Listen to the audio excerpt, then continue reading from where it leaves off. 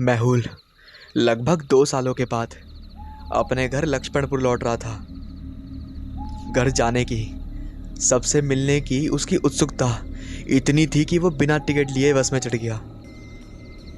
बस में सवार होते ही कंडक्टर ने कहा, अरे भाई, कहाँ जाना है आपको? बड़ी जल्दी में हो।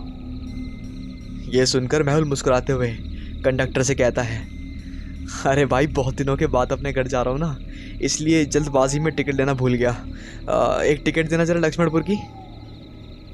अच्छा अच्छा, तो आपको लक्ष्मणपुर जाना है?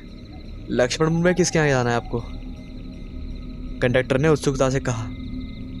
मेहुल ने बड़ी लग से बताया, ठाकुर राज प्रताप सिंह जी हवेली पे। कंडक्टर, जिसके चेहरे में भी उत्सुकता के भाव थे, वहीं ठाकुर राज प्रताप का नाम सुनते ही और उत्सुक हो गया। अच्छा अच्छा, तो आपको हवेली जाना है? आपके कोई रिश्तेदार है क्या वहाँ पर, ठाकुर साहब के घर पर? कंडक्टर ने पूछा।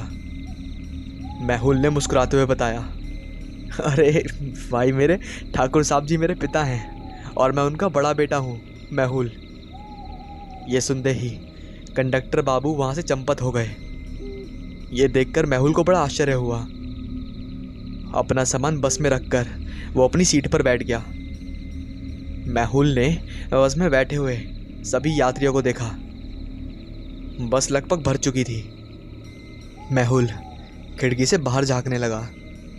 वह फिर से घर लौटने की खुशी में काफ़ी रोमांचित हो उठा और पुरानी यादों में खोता चला गया। लगभग 3 साल पहले मेहुल बहुत शर्मीले और अंतर्मुखी स्वभाव का 25 साल का नौजवान था। अपने शर्मीले स्वभाव के कारण वो लोगों से जल्दी बात नहीं करता था और ना ही जल्दी घुल मिल पाता था। वहीं उसके विपरीत उसका छोटा भाई राजा बहुत ही हंसमुख और चंचल स्वभाव का था। लेकिन दोनों भाइयों में इतना प्यार था कि सभी लोग उन दोनों को राम लखन की जोड़ी कहते थे। मेहुल के पिता ठाकुर राज प्रताप सिंह लक्ष्मणपुर के जमींदार थे और सबसे अमीर व्यक्ति थे। उनके व्यक्तित्व के कारण आसपास के लोगों में उनका डर कायम था। ठाकुर साहब की पत्नी रानी देवी ठाकुर साहब के रंग में रंगी थी। मतलब उनके अंदर भी अपनी संपन्नता का बहुत अधिक घमंड था। लेकिन माता पिता के बिल्कुल विपरीत थे उनके दोनों बेटे। एक इतना सौम्य और दयालु हृदय है कि देव भी मात खा जाए, और एक इतना जोशीला और हंसमुख कि रोते को भी हंसा दे। मेहुल अपने परिवार के बारे में ही सोच रहा था कि उसे एहसास हुआ कि उसके कंधों में किसी ने हाथ रखा हो और जोर से दबा दिया हो। उसने फुर्ती से पलट कर देखा, लेकिन उसके पीछे कोई नहीं था, बल्कि पीछे बैठे यात्री आश्चर्य से मेहुल को देखने लगे। ये देखकर मेहुल सकपका गया और फिर से संभल कर बैठ गया। इन सब के बीच उसने खिड़की से बाहर झांका तो बस चलती थी और काफ़ी आगे निकल गई थी। अब बस हरियाली वाले रास्ते पर चल रही थी। ये हरियाली तो मेहुल की जान थी। उसे प्रकृति से बहुत प्यार था। पेड़ पौधे, सुंदर प्राकृतिक दृश्यों को निहारना उसे बेहद पसंद था। और पसंद भी क्यों ना हो, आखिर वो पला बड़ा भी तो प्रकृति के आसपास ही था।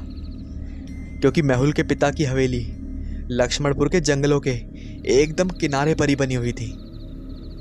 जंगल का अधिकतर हिस्सा ठाकुर राज की जायदाद का हिस्सा था, और इसलिए मेहुल छोटे से ही अपने पिता के साथ अक्सर जंगल जाया करता था। अपनी हवेली से भी वह जंगल को बड़े प्यार से निहारा करता था। मेहुल खिड़की से बाहर प्रकृति के नज़ारे को देखकर बहुत खुश हो रहा था और सोच रहा था कि अभी सूरज ठीक सर के ऊपर है, मतलब लक्ष्मणपुर पहुंचते पहुंचते शाम हो जाएगी। मेहुल फिर से अपनी यादों में खो गया। मेहुल जब भी उदास होता था तो हवेली की छत पर आकर खड़ा हो जाता और जंगल की तरफ देखता।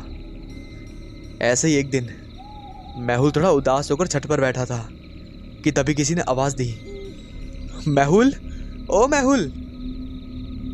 मेहुल ने पलट कर देखा तो पीछे कुणाल था। कुणाल ठाकुर साहब के यहाँ काम करने वाला एक नौजवान युवक था तो वह नौकर, लेकिन मेहुल उसे अपने भाई जैसा प्रेम करता था। कुणाल को देखकर उसे थोड़ा सुकून मिला और वह बोला, अरे क्या हुआ कुणाल? कुणाल ने बोला, अरे कुछ नहीं, काम से आया था तो सोचा तुमसे भी मिल लूं, लेकिन तुम तो यहाँ छत पर हो और एकदम उदास गुमसुम से। कुछ हुआ है क्या? कुणाल ने कहा। यह सुनकर मेहुल बोला, अरे यार क्या बताऊं, बस अपनी पढ़ाई को लेकर थोड़ा परेशान हूँ। पीजी तो शहर से कर ली है, लेकिन मैं आगे बाहर जाकर पढ़ना चाहता हूँ, बाहर की दुनिया भी देखना चाहता हूँ। देखो किस्मत साथ देगी तो इसी साल विदेश जाने का रास्ता साफ हो जाए और मैं अपनी पढ़ाई वहीं करूँ। अच्छा, तो जनाब इसलिए परेशान है? मुझे तो लगा कि कहीं साहब को प्यार व्यार तो नहीं हो गया, लेकिन यहाँ तो मेहुल बाबू ही रह गए। कुणाल ने हंसते हुए कहा, अरे यार प्यार व्यार और मुझे कभी नहीं हो सकता, क्योंकि तुम तो जानते ही हो ना कि मैं कैसा हूँ। और वैसे तो तुम्हें लक्ष्मणपुर की कोई लड़की ऐसी दिखती भी नहीं है जो मुझे प्यार करे। यहाँ तो लोग पिताजी के नाम से ही डरते हैं, तो प्यार तो दूर की बात है। अच्छा चलो छोड़ो, ये सब बातें छोड़ो, तुम मेरे साथ जंगल चलोगे?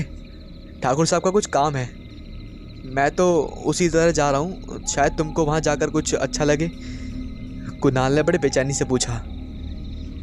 ये सुनकर मेहुल फुर्ती से उठा और चलते हुए बोला, अरे यार नेकी और पूछ पूछ, क्यों नहीं, मैं भी साथ चलूँगा। वैसे भी यार बहुत दिनों से जंगल के चक्कर नहीं लगे। मेहुल और कुणाल बातें करते करते कब जंगल के अंदर पहुंच गए उन्हें पता ही नहीं चला कि अचानक मेहुल रुकता है और कुणाल भी रुकता है। कुणाल कहता है, अरे यार हम तो बहुत आगे आ गए, मुझे तो दूसरी तरफ मजदूरों का काम देखने जाना था, लेकिन हम बातें करते करते यहाँ तक पहुँच गए। अब तो दोबारा पीछे लौट कर जाना पड़ेगा, हम काफ़ी घने जंगल में आ गए हैं।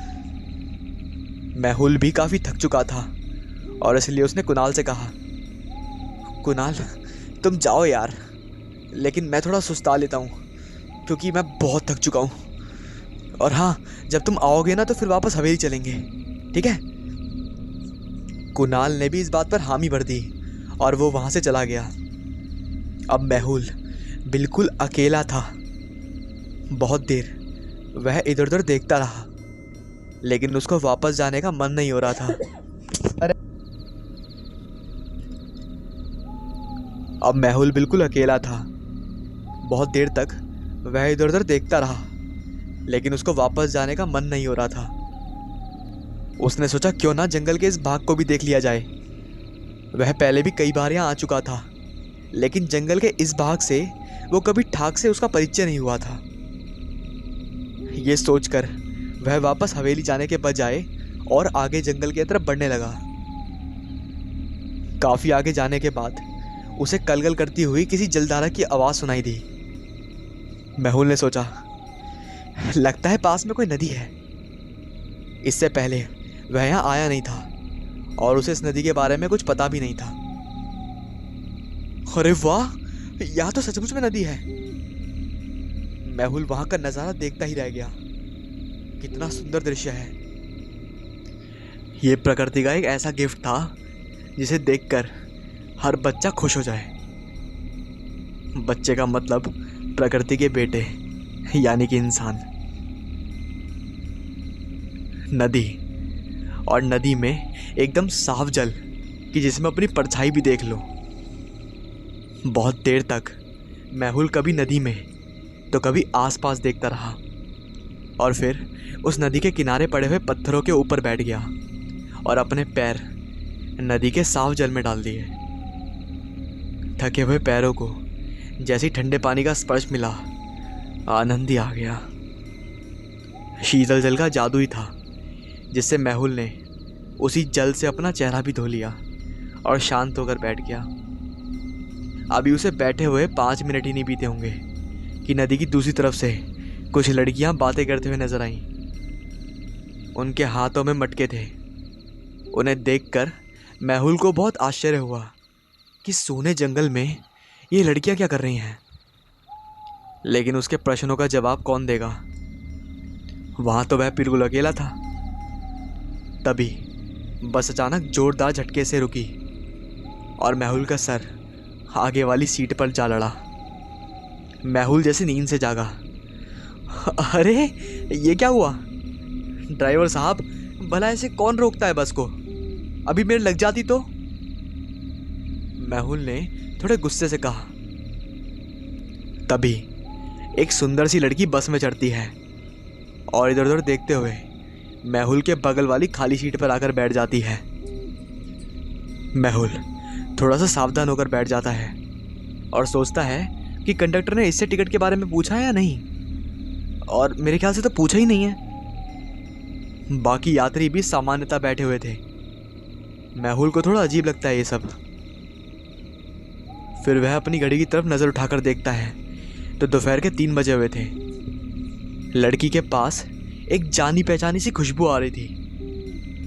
मेहुल उसके सम्मोहन से बचने के लिए खिड़की की तरफ मुंह करके बैठ जाता है और फिर अपनी यादों में खो गया। पानी भरने आई हुई सब लड़कियां भी किसी अजनबी को देखकर आश्चर्य करती हैं और थोड़ा सा असुरक्षित महसूस करती हैं। लड़कियों के जोर में से एक ने जोर से आवाज लगाकर पूछा, कौन है बाबू आप, और यहाँ कैसे आ गए हो? क्या रास्ता भटक गए हो? ये सुनकर मेहुल थोड़ा शर्माते हुए बोला, अरे नहीं नहीं, मैं भटका नहीं हूँ, मैं तो यहाँ अक्सर आता ही रहता हूँ, लेकिन आज पहली बार जंगल के इतने अंदर आया हूँ। मुझे तो पता ही नहीं था कि जंगल अंदर से स्वर्ग है। सभी लड़कियां बड़े ध्यान से मेहुल की बातें सुन रही थीं, लेकिन उन सब में से एक लड़की मेहुल को लगातार देखे जा रही थी, जिसका पता मेहुल को जल्दी पड़ गया और अब मेहुल उसे चोरी चोरी देखने लगा। तभी उस लड़की ने दोबारा पूछा, लेकिन आपने बताया नहीं कि कौन है आप? मेहुल ने यह सुनकर कहा, मेरा नाम मेहुल है और मैं यहाँ के जमींदार ठाकुर राज प्रताप सिंह का बड़ा बेटा हूँ। ये सुनकर सभी लड़कियां और सतर्क हो गईं और मन ही मन डरने लगीं। मेहुल ने भी उन लोगों से उनका परिचय पूछा तो उसी लड़की ने जवाब दिया, हमारा नाम माला है और इसका साक्षी, इसका कन्या, इसका राधा और इसका कंचन। वो थोड़ी बेचैनी से बोल रही थी।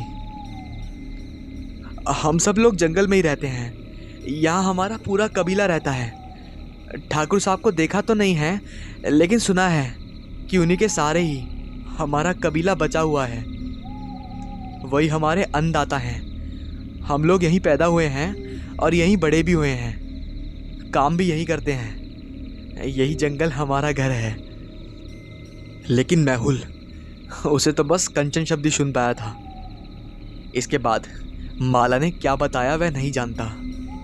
वह जान चुका था कि वे मासूम आंखें जो उसे घूर रही हैं वह कंचन की हैं। वाह, कितना सुंदर नाम है कंचन। बिल्कुल उसकी आंखों जितना सुंदर। कितना मासूम है ये चेहरा। वैसे तो मेहुल के कॉलेज में भी एक से एक लड़कियां पढ़ती रही हैं, लेकिन उसके मन में कभी इतनी हलचल नहीं हुई जितनी कि कंचन को देखकर हुई है। उसके मुंह से बार बार एक ही नाम निकल रहा था, कंचन, कंचन, कंचन। माला को शायद मेहुल का बदबुदाना समझ आ गया था। अरे बाबू, कंचन, हाँ कंचन, यह हमारे कबीले की सरदार की बेटी है। यह सुनकर मेहुल थोड़ा सा झेप गया और शर्माते हुए बोला, अच्छा, यह आपके सरदार की बेटी है, बहुत ही सुंदर है। मेरा मतलब इनका नाम काफ़ी सुंदर है। अचानक से मेहुल को लगा जैसे कोई बच्चा उसके पास आकर ही रो रहा है और उसका रोना बढ़ता ही जा रहा है। तभी मेहुल अचानक आंखें खोलता है और अगल बगल देखता है। कोई बच्चा नहीं था पास में। लेकिन ये क्या, वह लड़की कहाँ गई? अभी तो थोड़े समय पहले ही मेरे पास भाकर बैठी थी। कहाँ गई? लगता किसी और सीट पर बैठ गई होगी। ये सोचकर मेहुल सभी सीटों पर बैठे यात्रियों की नज़र की तरफ अपनी नज़र दौड़ाने लगा। लड़की कहीं नज़र नहीं आई। ये क्या हो रहा है? जब बस पकड़ने वाला था तब तो मन कितना प्रसन्न था, लेकिन बस में बैठते ही क्यों अजीब सा लग रहा है। मेहुल ने सोचा। जैसे जैसे हवेली पास आ रही है, न जाने क्यों एक बेचैनी सी मन में उठे जा रही है, जैसे मैं बहुत कुछ अनमोल चीज़ खो चुका हूँ। मेहुल ने अपने पिट्ठू बैग से पानी की बोतल निकालकर पानी पिया और फिर अपना सर सीट पर टिकाकर आंखें मूंद ली और एक बार फिर कंचन के ख्यालों में डूब गया। मेहुल वापस हवेली आ चुका था, लेकिन अब उसका मन नहीं लग रहा था। उसके मन में कुछ हलचल थी। पहले कभी भी उसने ऐसा महसूस नहीं किया था। शायद उसको प्रेम की पहली किरण छू गई थी। वह भी खोए हुआ था कि तभी भाई, अरे आप बोल क्यों नहीं रहे हैं? राजीव ने उसे लगभग झंझोड़ते हुए कहा। मेहुल जैसे नींद से जागा हो। अरे राजीव, तुम कब आए? भाई मैं तो दोपहर से ही घर पे हूँ। माँ ने बताया कि आप कुणाल भैया के साथ जंगल की तरफ गए हुए हो। हाँ, वो थोड़ा मन अच्छा नहीं था तो चला गया था, मेहुल ने बताया। अच्छा छोड़िए, आइए मैं आपके लिए कुछ लाया हूँ, राजीव ने आंखें दबाते हुए कहा। अगले दिन कुणाल हवेली आया और मेहुल से मिलने उसके कमरे में जाता है। कुणाल को देखकर मेहुल का चेहरा खिल जाता है। वह कुणाल से कहता है, अरे कुणाल, तुमने मुझे कभी नदी के बारे में नहीं बताया जो जंगल में है। मैं कल वहाँ गया था, कितनी सुंदर जगह है। वहाँ मैंने कुछ लड़कियों को देखा था। मेहुल एक सांस में सब बोल गया। मेहुल की बात सुनकर कुणाल बोला, हाँ, मुझे तो सब पता है जंगल के बारे में, लेकिन कभी तुम्हें बताया नहीं, कभी जिक्र नहीं हुआ। अरे हाँ भाई हाँ, मुझे पता है इस बारे में, लेकिन तुमने कभी पूछा नहीं तो मैंने बताया नहीं। तुम्हें पता है नदी के उस पार तो एक कबीला भी रहता है। वहीं के आदमी तो ठाकुर साहब के लिए जंगलों में काम करते हैं। हाँ, वो लड़कियां बता रही थी, मेहुल ने कहा। अच्छा, तो जनाब ने बातें भी कर डाली उन लोगों से, कुणाल ने चुटकी लेते हुए कहा। कुणाल की बात सुनकर मेहुल शर्मा गया और बोला, अरे यार, मैं तो नदी की बात कर रहा हूँ, और तुम भी ना। नदी? कौन सी नदी? राजीव ने पीछे से आकर कुणाल के कंधे पर हाथ रखा। मेहुल ने लपक कर राजीव को नदी के बारे में बताया। राजीव भी नदी देखने की जिद करने लगा। मेहुल तो जैसे यही चाह रहा था। फिर क्या, तीनों चल दिए जंगल की तरफ। नदी के किनारे के दृश्य देखकर राजीव तो जैसे पागल ही हो गया और बच्चों की तरह ताली पीटते हुए बोला, अरे वाह भाई, ये तो कितनी सुंदर जगह है। मैं तो अपने आप को रोक नहीं पा रहा हूँ। और जल्दी जल्दी वो कपड़े उतारने लगा। ये देखकर मेहुल ने उससे कहा, अरे ये क्या कर रहे हो? चलो चुपचाप अपने कपड़े पहनो। यहाँ लोग पानी भरने आते हैं और तुम यहाँ नहाने की सोच रहे हो, ये गलत बात है। क्या भाई, अभी तो कोई भी नहीं है यहाँ, मैं खुद को रोक नहीं सकता। ये कहते हुए राजीव नदी के पानी में उतर जाता है। कुणाल चिल्लाते हुए कहता है, राजीव ज़्यादा अंदर मत जाना, बीचों बीच पानी बहुत गहरा है। राजीव नदी के पानी से खेलने लगता है। तभी लड़कियों का झुंड नदी की तरफ आते दिखाई देता है। मेहुल राजीव से बाहर निकलने को कहता है, लेकिन वह नहीं सुनता। तब तक लड़कियां पास आ जाती हैं और राजीव को नदी के अंदर देखकर वहीं खड़ी हो जाती हैं। ये देखकर राजीव जोर से बोलता है, अरे देवियों, आप सब रुक क्यों गई? मैं कोई पानी का मगरमच्छ तो नहीं हूँ। आप लोगों को खा नहीं जाऊँगा, अपना पानी भर लीजिए। सभी लड़कियां राजीव की बात सुनकर एक दूसरे को देखने लगती हैं।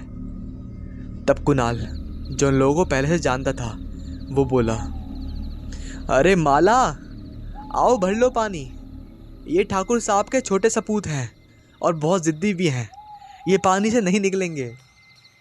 सभी लड़कियां शर्माते हुए पानी भरने लगती हैं। लेकिन कंचन जब से आई थी तब से मेहुल को ही घूरे जा रही थी, और मेहुल भी कंचन की आंखों में खोया हुआ था। लड़कियां पानी भर चुकी थी और थोड़ी सामान्य से बातचीत के बाद वह सभी चली गईं। मेहुल दूर तक कंचन को जाते हुए देखता रहा। राजीव पानी से निकल आया था और अपने कपड़े पहन चुका था। तीनों अपनी हवेली में आ चुके थे। अब तो मेहुल का लगभग रोज का नियम सा बन गया था, दिन को जंगल जाने की धुन और रात भर कंचन के ख्यालों में खोए रहना। एक रात मेहुल खाना खाकर हवेली के छत में टहल रहा था कि तभी उसे जंगल की ओर से किसी लड़की के चीखने और चिल्लाने की आवाज़ सुनाई देती है। पहले तो वो इन सब चीज़ों को भ्रम समझता है, लेकिन कुछ देर बाद फिर किसी लड़की के चीखने की आवाज़ आती है। मेहुल को लगता है कि जैसे कोई मुसीबत में है। वह जल्दी से भागकर नीचे आता है और अलमारी से टॉर्च निकालकर हवेली के गेट के पास आता है। दोनों दरबान नींद के झोंके ले रहे थे। मेहुल को भागकर आते देखकर डर जाते हैं। उन्हें लगता है कि उनकी चोरी पकड़ी गई। लेकिन ये क्या, माँ से कुछ मत कहना। ये कहते हुए मेहुल गेट के बाहर निकल जाता है। अब मेहुल जंगल के अंदर आ जाता है, लेकिन चांदनी रात में भी उसे कुछ दिखाई नहीं देता। तभी फिर आवाज़ आती है, बचाओ बचाओ। लड़की की आवाज़ सुनकर मेहुल थोड़ा घबरा जाता है। इतनी रात को लड़कियां कर रही है जंगल में। मेहुल आवाज़ आने की दिशा में भागता है और अचानक आंखों के सामने का दृश्य देखता है तो वो सहम सा जाता है। सामने कोई आदमी किसी के साथ ज़बरदस्ती कर रहा था और पास में एक और लड़की ज़मीन पर पड़े हुए अपनी सहायता के लिए किसी को पुकार रही थी। मेहुल जैसी टॉर्च की रोशनी वहाँ डालता है तो ये क्या, ये तो कंचन है जिसके ऊपर ये हैवान सा आदमी चढ़ा हुआ है और पास में माला भी घायल पड़ी हुई है। मेहुल का खून खौल उठता है और वह शेर की तरह दहाड़ता हुआ उस आदमी के ऊपर टूट पड़ता है। दोनों में जोर से हाथापाई होने लगती है। मेहुल गुस्से में उससे कहता है, तूने मेरी कंचन को छुआ। कंचन सिर्फ मेरी है और मेरी। तेरी हिम्मत कैसे हुई इसे हाथ लगाने की। उस आदमी को मारते मारते मेहुल जोर से एक पेड़ के पास ले जाता है और उसके बाल पकड़कर उसका सर पेड़ से लड़ा देता है। सिर पर चोट लगने से आदमी बेहोश हो जाता है। मेहुल उस आदमी को वहीं छोड़कर जल्दी से कंचन के पास जाता है जो बेहोश हो चुकी थी। पास में माला बैठी रो रही थी। मेहुल को कुछ समझ में नहीं आता कि ये सब क्या था। वह कंचन के सिर को अपनी गोद में रख लेता है। उसका मासूम सा चेहरा पकड़कर मेहुल भी रोने लगता है। ये सब क्या है माला, तुम लोग इतनी रात में इस तरह यहाँ? ये आदमी कौन था? और कंचन को कुछ नहीं होना चाहिए, नहीं तो मैं उसके बिना रह नहीं पाऊंगा। बहुत प्यार करता हूँ मैं कंचन से। ये कहते हुए कंचन के बेहोश शरीर को खुद से वो सिमटा देता है। बाबू, कंचन भी मन ही मन आपको चाहने लगी थी। उसने भी आपको अपने मन से बना लिया था। ये आदमी हमारे कबीले का जगत है जो हमेशा कंचन के पीछे लगा रहता है। उसने सरदार को भी झांसे से कंचन से शादी करने के लिए मना लिया, जिसकी भनक मुझे लग गई थी और मैंने कंचन को ज़बरदस्ती आपसे मिलने को कहा था। दिन भर इसकी नज़र कंचन पर ही लगी रहती थी, तो मैंने सोचा क्यों ना हम लोग रात को हवेली जाएं और आपसे मिलकर सब कुछ बताएं। यही सोचकर हम लोग कबीले से निकले थे, लेकिन इस दुष्ट ने हमें शायद देख लिया था और चोरी से हमारा पीछा कर रहा था, और यहाँ मौका देखकर कंचन को परेशान करने लगा। वह तो भला हो आपका कि आप समय पर आ गए और कंचन को बचा लिया, नहीं तो ना जाने क्या हो जाता। माला ने रोते हुए कहा।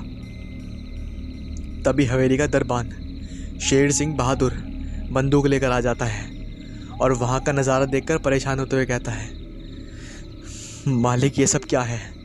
आप अकेले ही यहाँ आ गए? आप मुझे बता दें, ठाकुर साहब को पता चला तो मेरी नौकरी चली जाएगी। ये सब सुनने के बाद मेहुल कहता है, मैं ठीक हूँ शेरू, देखो मैं इनको कबीले तक छोड़कर आता हूँ, तुम वापस जाओ। नहीं साहब, मैं भी आपके साथ चलूँगा, पता नहीं रात में कौन छुपा हो, शेर सिंह ने कहा।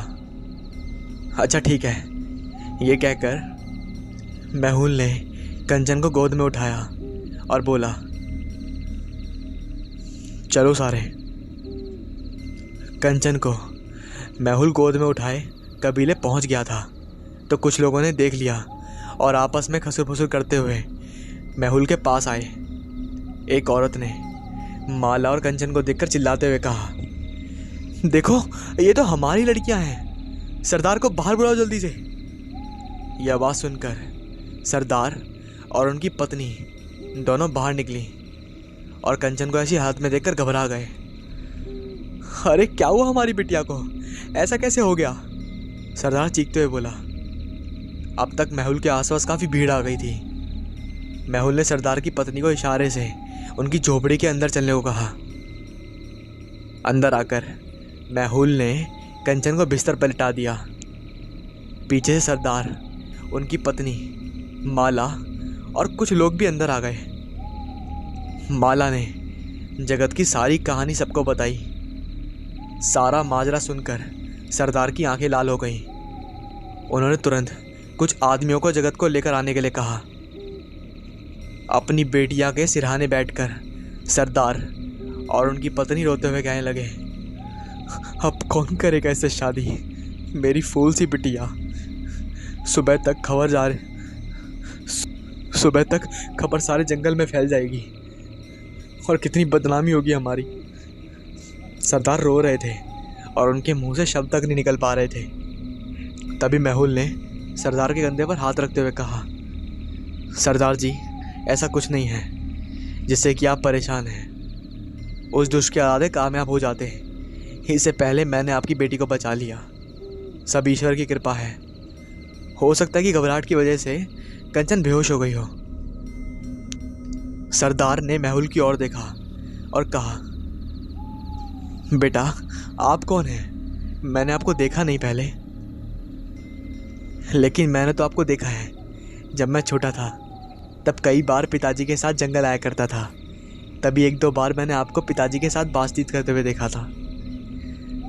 अच्छा, तो आपके पिताजी कौन हैं? सरदार ने शक करते हुए पूछा। ठाकुर राज प्रताप सिंह जी का बड़ा बेटा हूं मैं, मेहुल। आप ठाकुर साहब के बेटे हैं? सरदार ने आश्चर्य से कहा। अरे मालिक, आपको हमारे लिए परेशान होना पड़ा, इसके लिए माफ़ कर दीजिए मालिक। अरे कैसी बात करते हैं, ये तो मेरा फ़र्ज़ था। फिलहाल आप परेशान ना हो, सब ठीक हो जाएगा। मेहुल ने सरदार को दिलासा देते हुए कहा, बेटा आप हम लोगों के लिए नियमों को नहीं जानते। मेहुल ने दोबारा समझाया, आप किस युग में जी रहे हैं? जमाना इतना आगे पहुंच गया है। आपकी बेटी पूरी तरह से शुद्ध है, पाक है और गंगा जैसी पवित्र है। उसकी शादी में कोई रुकावट नहीं आएगी। और अगर आपको फिर भी शक है तो मैं कंचन से शादी करूंगा। सरदार को ये सुनते ही जिसे बिजली का झटका सा लग गया हो, वह संभलते हुए बोले, ये क्या कह रहे हैं आप? जानते हैं ना कि हम लोग कौन हैं? हमारी आपकी कोई बराबरी नहीं है। ठाकुर साहब कभी तैयार नहीं होंगे इस रिश्ते के लिए। पिताजी के बारे में आप सोचना छोड़ दो, मैं कल ही बात करूंगा उनसे, मेहुल ने कहा। तभी कुछ लोग जगत को लेकर आते हुए दिखे। उनमें से एक बोला, सरदार इसकी तो सांसें ही नहीं चल रही हैं, ये तो मर गया है। सरदार ने लाल आंख करते हुए कहा और अपने दांत को थोड़ा पीसते हुए कहा, अच्छा हुआ हरामखोर मर गया, नहीं तो मैं से जिंदा नहीं छोड़ता। कंचन को निहारते हुए मेहुल सरदार से वापस हवेली जाने की अनुमति लेता है। मेहुल और शेर सिंह तेज गति से हवेली की तरफ चल देते हैं। अगली सुबह मेहुल अपनी माँ को कंचन के बारे में सब कुछ बता देता है। वो अपनी माँ को अपने दिल की सारी बात बता देता है कि वह कंचन से शादी करना चाहता है और उसने कंचन के पिता को वचन भी दिया है। लेकिन मेहुल की माँ ये सब सुनकर गुस्से से तनमना जाती है और मेहुल से कहती है, ये शादी नहीं हो सकती। वह लोग बहुत छोटे लोग हैं। क्या तुम अपने खानदान, अपने रुतबे, अपनी हैसियत के बारे में नहीं जानते हो? मैं क्या कोई भी इस रिश्ते के लिए तैयार नहीं होगा। तुम ये मत सोचो, तुम समझा करो। तुम्हारे पिताजी को अगर पता लगेगा ना तो वह तो बहुत ही नाराज़ होंगे। और वैसे भी तुम्हारे पिताजी ने तो तुम्हारा रिश्ता अपने दोस्त की बेटी के साथ तय किया है, इसलिए तुम बेकार सी लड़की के बारे में सोचना बंद करो।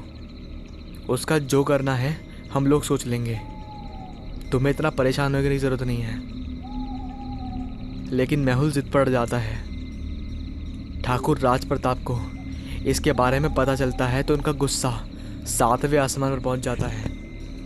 उन्होंने मेहुल से ऐसी अपेक्षा कभी नहीं करी थी कि उनका बेटा इस तरह से उनकी इज्जत से खेलेगा।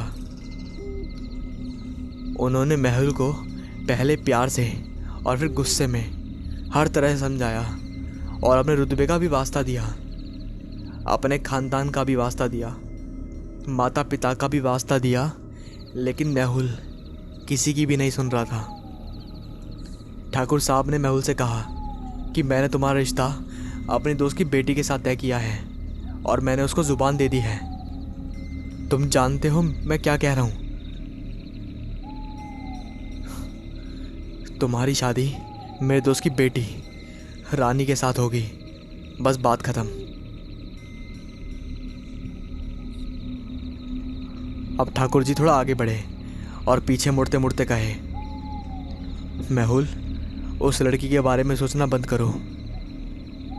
लेकिन मेहुल अपनी ज़िद पर अड़ा रहा था कि उसे शादी करनी है तो सिर्फ कंचन के साथ।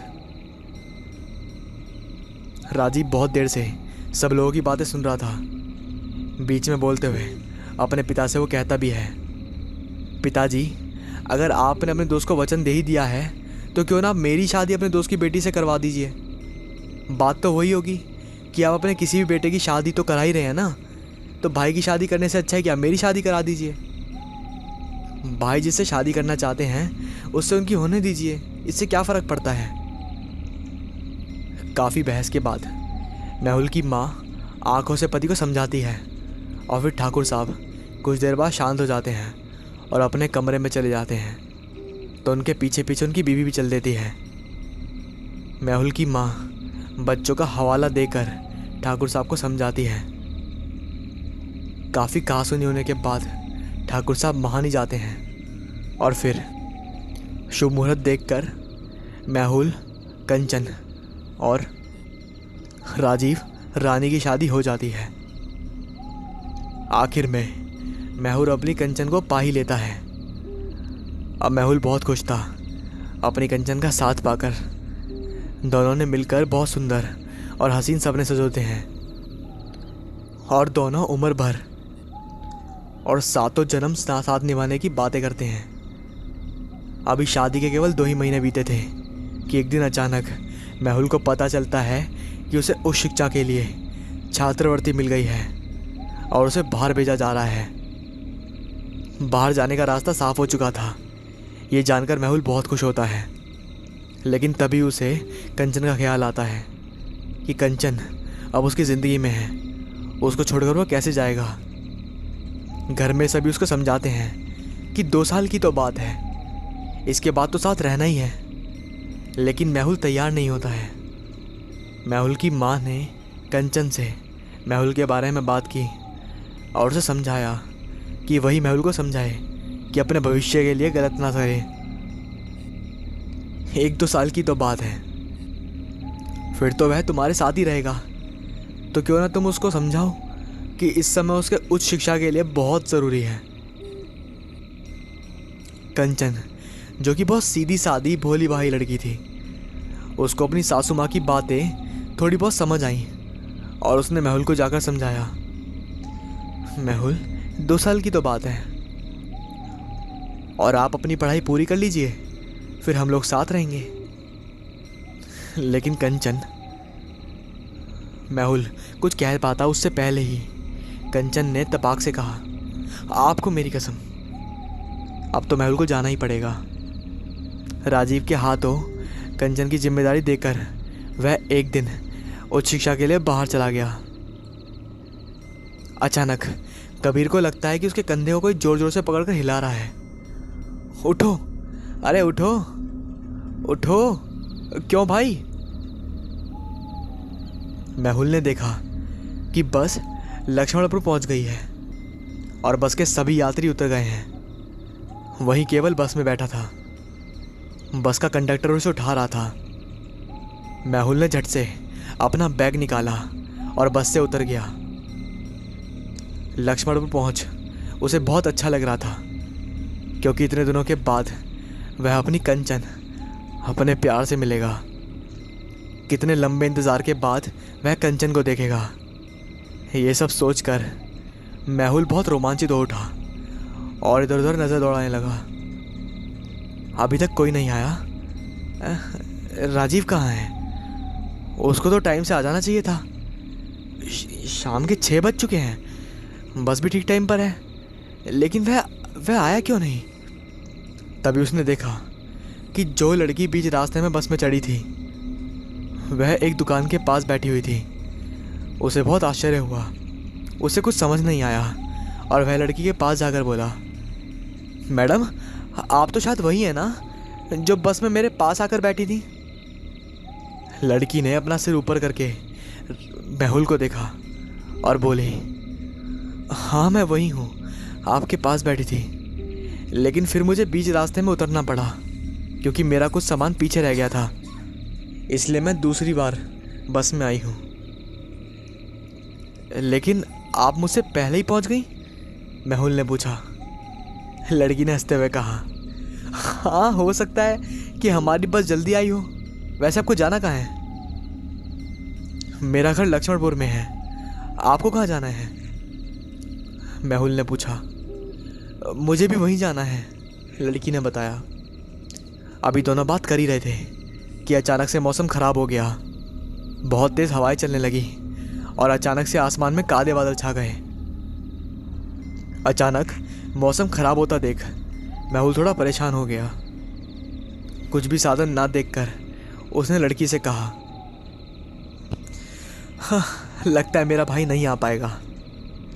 एक काम करें, क्यों ना हम दोनों पैदल चलें? वैसे भी यहाँ से रास्ता सिर्फ 1.5 किलोमीटर का ही है। अगर यहाँ रुकेंगे तो शायद यहीं फंस जाएंगे। मौसम भी देखो बहुत ख़राब है। लड़की तैयार हो जाती है। दोनों अपना सामान लेकर लक्ष्मणपुर की तरफ पैदल ही चल पड़ते हैं। अंधेरा काफ़ी ज़्यादा हो गया था। दोनों पैदल ही चढ़ पड़े। बिजली चमक रही थी। अचानक मेहुल ने चमकती हुई बिजली में उस लड़की का चेहरा देखा तो वह डर गया। उस लड़की का चेहरा एक तरफ से पूरी तरह जला हुआ था। वह थोड़ा घबराकर पीछे हट गया, लेकिन कुछ समय पहले तो वह एकदम सामान्य लग रही थी और अब इसका चेहरा अजीब हो गया। मेहुल मन ही मन थोड़ा घबरा गया, लेकिन अब क्या करे। डरते डरते फिर उस लड़की के साथ चलने लगा। उसे अचानक बहुत ठंड लगने लगी। वह लड़की मेहुल से कुछ कदम आगे निकल गई। मेहुल ने उसे आवाज़ दी। लड़की ने पलट के देखा तो मेहुल की चीख निकल गई। वह इतना डर गया कि उसे लगा मानो उसका कलेजा बाहर निकल आएगा। मेहुल ने देखा कि उस लड़की का चेहरा पूरी तरह से जला हुआ है और आंखें तो चेहरे से बाहर की तरफ निकली आई हैं।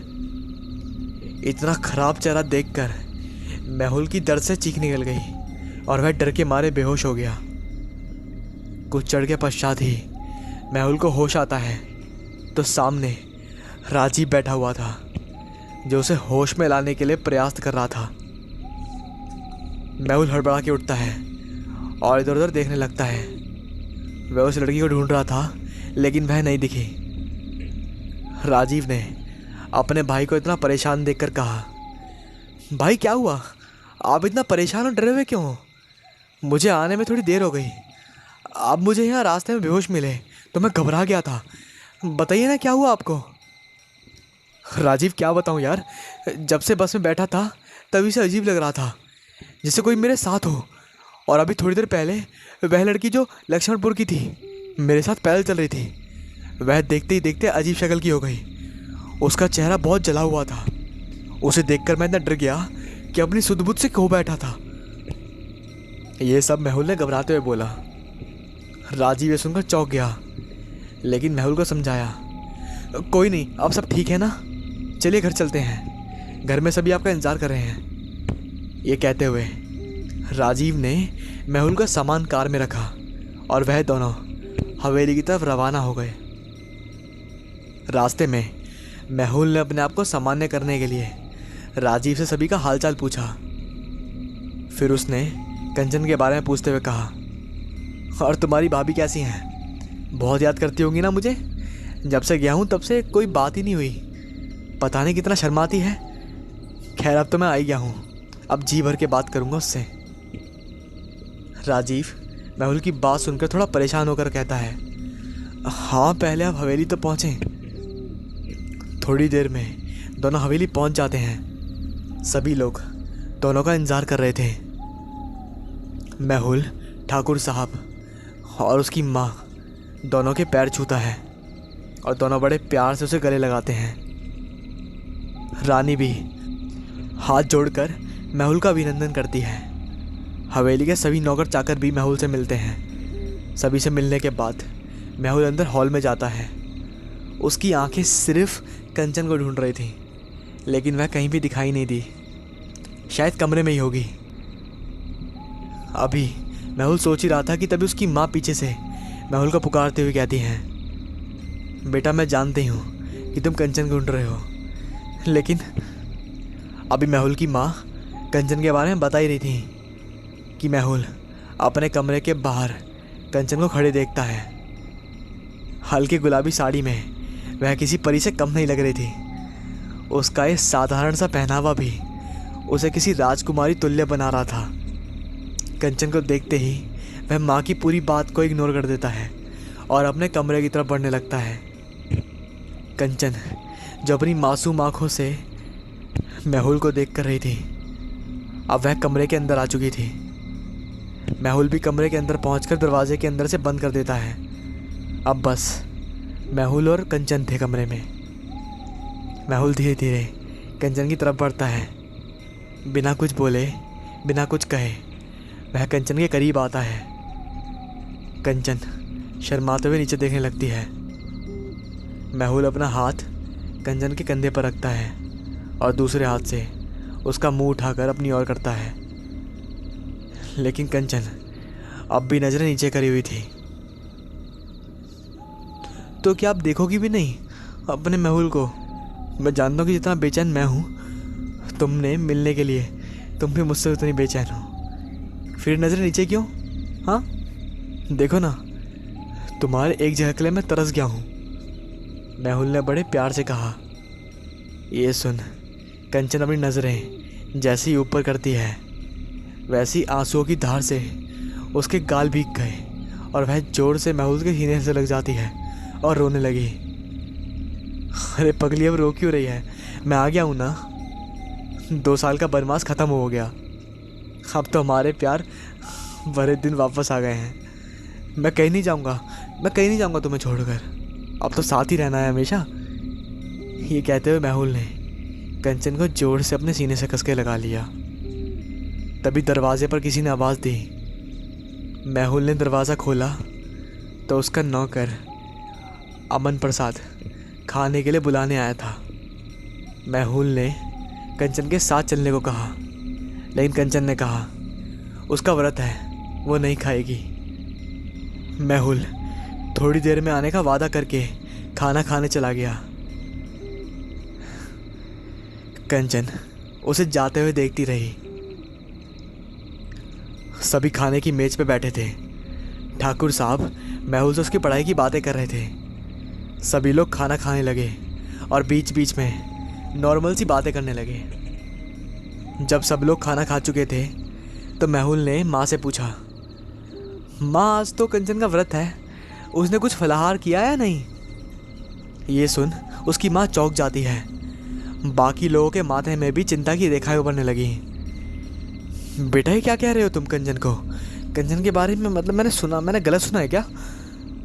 माँ कहते कहते चुप हो गई। ये देख मेहुल ने कहा, हाँ माँ, कंचन ने मुझे अभी अभी बताया कि उसका व्रत है, इसलिए तो खाने के लिए नहीं आई वो।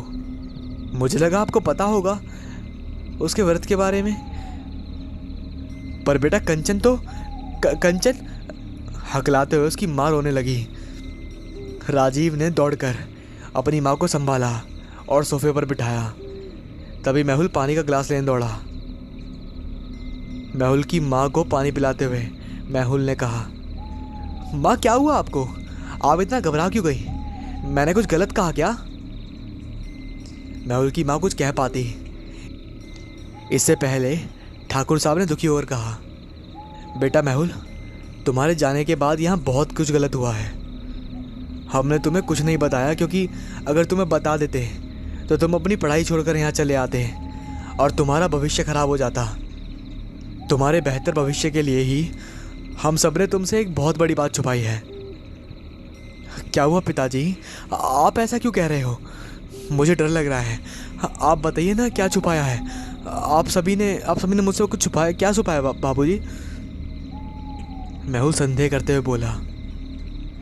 मेहुल को कुछ पता चले इससे पहले राजीव मेहुल के पास खड़ा हो जाता है और उसके कंधे में हाथ रखते हुए कहता है, भाई मुझे माफ़ कर देना। मैंने जो वादा आपको किया था कि मैं भाभी का ख्याल रखूंगा, वह वादा मैं पूरा न कर सका। राजीव बच्चों की तरह रोने लगता है। ये सब देखकर मेहुल को थोड़ा अजीब लगता है। इन सब लोगों को क्या हो गया है समझ नहीं आ रहा था। ये कैसी बातें कर रहे हैं? जब कुछ समझ नहीं आया तो झुंझलाते हुए कहा, कोई कुछ बताएगा भी क्या हुआ है? और तू राजीव ये क्यों कह रहा है कि तूने अपनी भाभी का ख्याल नहीं रखा? उसे तो मैं अच्छा भला ऊपर छोड़ कर आया हूँ। तब तक ठाकुर साहब मेहुल के पास आते हुए कहते हैं, बेटा तुम्हारी कंचन अब इस दुनिया में नहीं रही, वह हम सबको छोड़कर जा चुकी है। क्या बकवास कर रहे हो आप? आप मेरी कंचन के लिए इतना गलत कैसे बोल सकते हो? मैंने सोचा भी नहीं था। आप उसे पसंद नहीं करते थे, लेकिन इसका मतलब ये नहीं है कि कुछ भी बातें करो। वह एकदम ठीक है। अभी तो मेरे साथ ऊपर थी, वो मर कैसे सकती है? मेहुल गुस्से से बोला, चलिए आप सभी मेरे कमरे में, कंचन वही है, चलिए। ये कहते हुए मेहुल अपने कमरे की तरफ दौड़ लगाता है। मेहुल के पीछे पीछे घर के सभी लोग भी चल देते हैं। मेहुल भड़ाक से दरवाजे को खोलते हुए कमरे के अंदर घुसता है और कंचन कंचन चिल्लाने लगता है। पीछे से बाकी सब लोग भी आते हैं। मेहुल पूरे कमरे में कंचन को पुकारता है, लेकिन ये क्या, यहाँ कोई कंचन अभी भी, जिसे मेहुल छोड़कर आया है अभी कमरे में, वो यहाँ थी ही नहीं। पहले तो थी लेकिन अब नहीं है। ये उसे समझ में नहीं आया, ये कैसे हो सकता है? मेहुल राजीव को झंझोड़ते हुए कहता है, राजीव मेरा विश्वास करो, कंचन अभी थी यहाँ। मैंने उससे बात भी की थी और उसने मुझसे बात भी करी। मुझसे बात की थी उनने, लेकिन अब कहाँ गई वो? नहीं नहीं नहीं नहीं नहीं, मेरी कंचन नहीं जा सकती मुझे छोड़कर। वह यहीं है मेरे पास, अभी देखना वह आएगी मेरे पास। मेहुल चिल्लाने लगा। ठाकुर साहब ने मेहुल को संभालते हुए कहा, बेटा अब वह नहीं आएगी, वह जा चुकी है तुम्हें छोड़कर। लेकिन कैसे? ये सब कैसे हुआ और कब हुआ? मेहुल ने रोते हुए सवालों में ताते लगा दिया। राजीव ने भी उसे आकर संभाला और कहा, भाई आपके जाने के कुछ दिनों बाद ही हमें पता चला कि भाभी माँ बनने वाली है। ये खुशी की खबर आपको बताने के लिए भाभी बहुत उत्सुक थी, लेकिन कहीं आपकी पढ़ाई में बाधा ना पड़े, इसलिए उन्होंने हम सभी से ये बात आपको बताने के लिए मना की थी। जब भाभी का 8वां दिन महीना चल रहा था तो एक दिन हवेली में काम करने वाली औरत ने माँ को बताया कि जंगल के पास एक बाबा हिमालय से साधना करके आए हुए हैं। उन्होंने जन कल्याण के लिए कुछ दिनों के लिए अपनी कुटिया बनवाई हुई है। बहुत तेजस्वी हैं, उनको मिला जाए तो सब कुछ अच्छा हो, क्योंकि ज़्यादातर लोगों के साथ अच्छा ही हुआ है। माँ ने सोचा क्यों ना भाभी को भी लेकर बाबा के दर्शन करवा लाएं।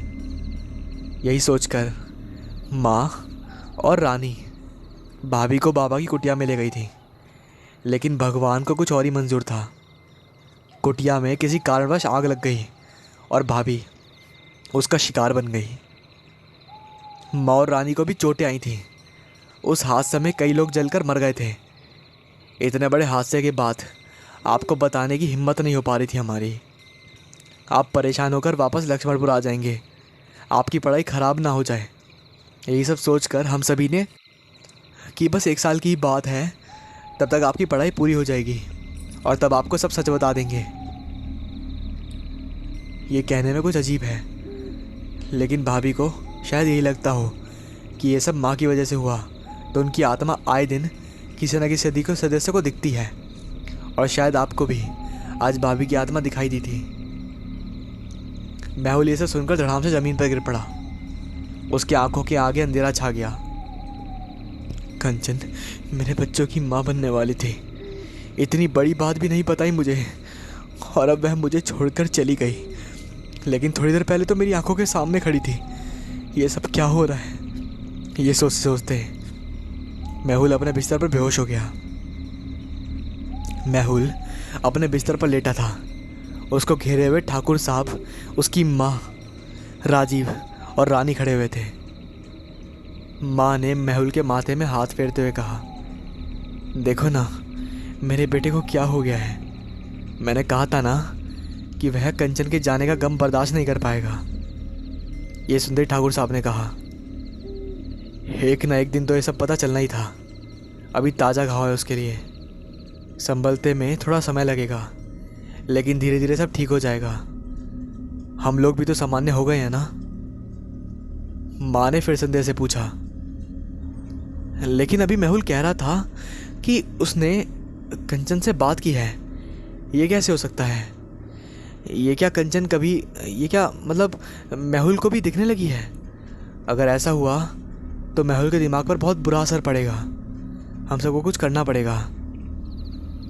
तभी घर का नौकर डॉक्टर को लेकर आ जाता है।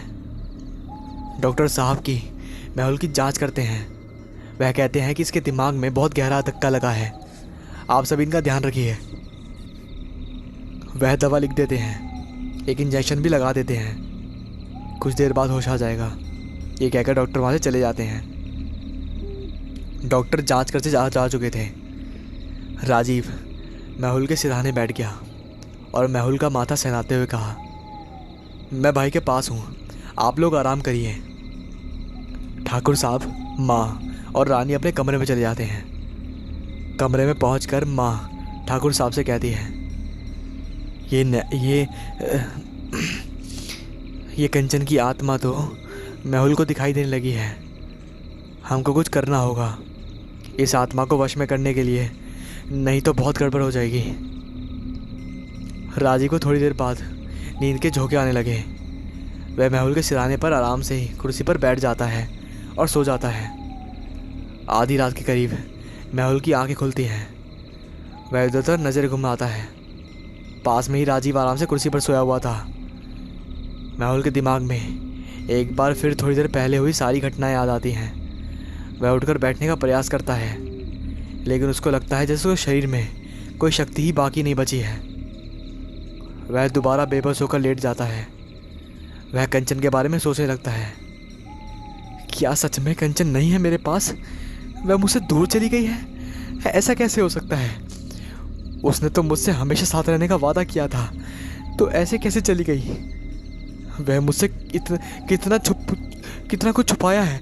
ना हमारे बच्चों के बारे में बताया, ना कंचन की मौत के बारे में बताया। तभी मैं सोचूं कि लक्ष्मणपुर आते समय मन में अजीब अजीब ख्याल क्यों आ रहे थे, और कंचन की मौत आग लगने से हुई, ये सोचकर ही रूह कांप जाती है। जिस कंचन से मैंने वादा किया था कि मैं उसे एक खरोच तक नहीं लगने दूंगा, उसी कंचन का पूरा शरीर आग में कितनी बुरी तरह जला होगा। कितना दर्द, कितनी तकलीफ होगी उसे। सोचते सोचते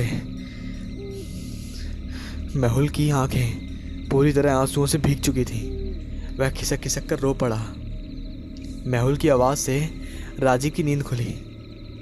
भाई की ऐसी हालत देखकर राजीव से उसे संभालते हुए कहा, भाई मैं जानता हूँ कि भाभी के जाने के बाद आपका दर्द बहुत गहरा हो गया है। आप भाभी से कितना प्यार करते थे ये भी मैं जानता हूँ। सब मेरी गलती है। उस दिन मैं शहर गया हुआ और ना ही भाभी के साथ ऐसा हुआ होता। मैं इन बाबा के चक्कर में नहीं पड़ता। अगर मैं घर में होता तो भाभी को उस हालत में कहीं नहीं जाने देता। लेकिन क्या बताऊँ, मुझे काम से शहर जाना पड़ा और ये सब हो गया। ये कहते कहते राजीव भी रो पड़ा। अरे राजीव, तुम खुद को दोषी क्यों समझ रहे हो? शायद मुझे यही दिन देखना था। कंचन और मेरा साथ यहीं तक लिखा था, इसलिए मैं शादी के 2 महीने बाद ही उसे छोड़कर चला गया था। सबसे बड़ी गलती तो मेरी है। मैंने की थी पढ़ाई के चक्कर में कंचन को छोड़ कर चले जाने की जिद। अब देखो, जब मैं अपनी कंचन के पास आया तो वह मेरे पास ही नहीं है। दोनों भाई काफ़ी देर तक बात करते रहे। मेहुल ने राजीव से कहा, राजीव अब तुम कमरे में चले जाओ, रानी अकेली होगी। मुझे थोड़े पल के लिए अकेला छोड़ दो। ठीक है भाई, कुछ चाहिए हो तो बता देना। ठीक है भाई। अब वो चला गया। अब कमरे में सिर्फ मेहुल अकेला था। वह लेटे लेटे कंचन के बारे में सोच रहा था। अब उसके आंसू सूख चुके थे। उसने फिर से उठने की कोशिश की। अब वह उठकर बैठ गया। थोड़ी देर बाद जैसे ही उठा और कमरे में घूमने लगा, और घूमते घूमते उसने अलमारी खोली और अलमारी खोल के देखा तो उसमें नैना का सामान नहीं था। शायद अब वहाँ से हट चुका था। मेहुल बहुत बेचैन हो गया। ये किसने किया होगा? मेरी कंचन, उसकी एक भी चीज़ नहीं है यहाँ इस कमरे में। ऐसा क्यों किया गया? क्या मुझे कंचन की कोई चीज़ देखने का हक भी नहीं है? उसने सोचा सुबह माँ से पूछेगा। अब मेहुल बाथरूम में गया और ये क्या? वही हल्की गुलाबी साड़ी टंगी थी जो कंचन ने पहन रखी थी। कुछ देर पहले मेहुल ने उस साड़ी को हल्के से खींचते हुए हाथों में पकड़ा और बाथरूम से निकलकर अपने बिस्तर पर आकर बैठ गया। बहुत देर तक उस साड़ी को सीने से लगाए बैठा रहा। उसे बिल्कुल वैसा ही एहसास हो रहा था जैसा कि वह कंचन को अपनी बाहों में लेकर होता था। तभी बाहर फिर से मौसम बाहर ख़राब होने लगा। बिजली चमकने लगी और बिजली शुरू हो जाती। कमरे में फिर से अंधेरा हो जाता है। लेकिन राजीव अपनी कंचन के ख्यालों में डूबा हुआ था। जैसे ही वह सोच में उसकी बाहों में हो, तभी बिजली की जोरदार गड़गड़ाहट के साथ मेहुल का ध्यान हटता है। आंखें खोलकर चारों तरफ देखता है तो कमरे में अंधेरा था। बाहर बिजली और पानी की आवाज़ में माहौल डरावना बना हुआ था। मेहुल थोड़ा घबरा जाता है।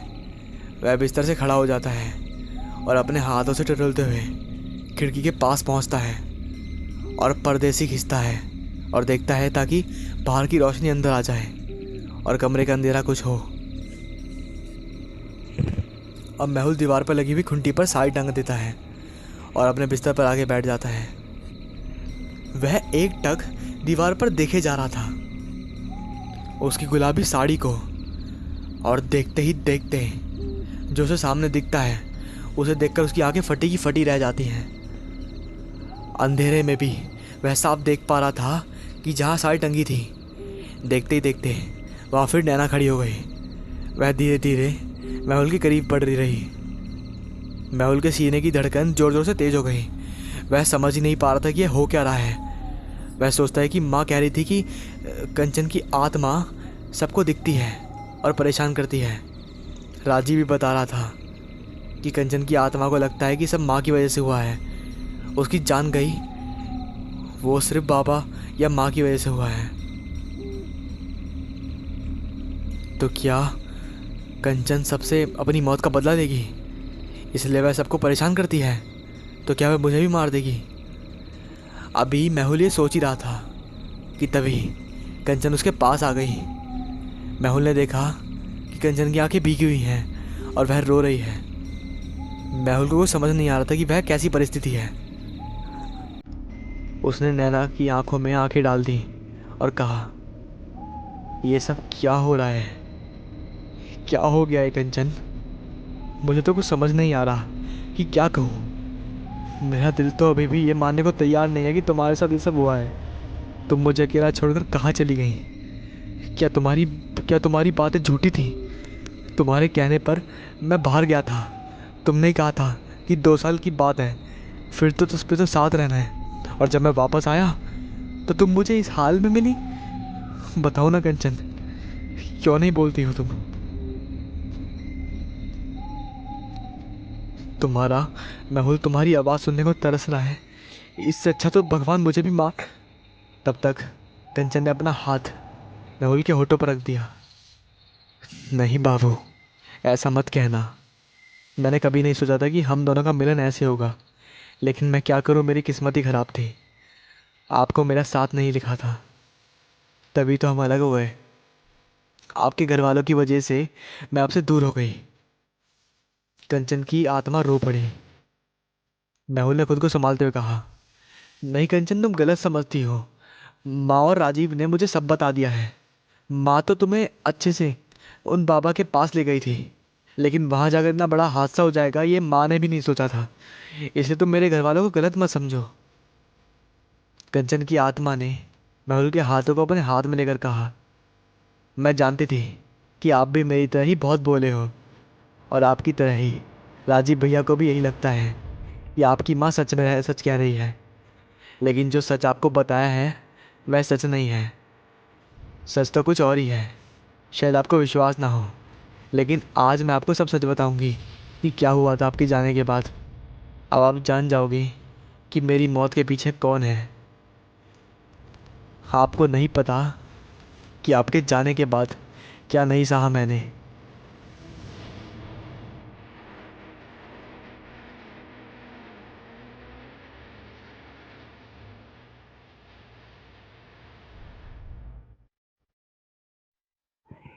इसकी अगली कहानी आपको आज ही मिलेगी।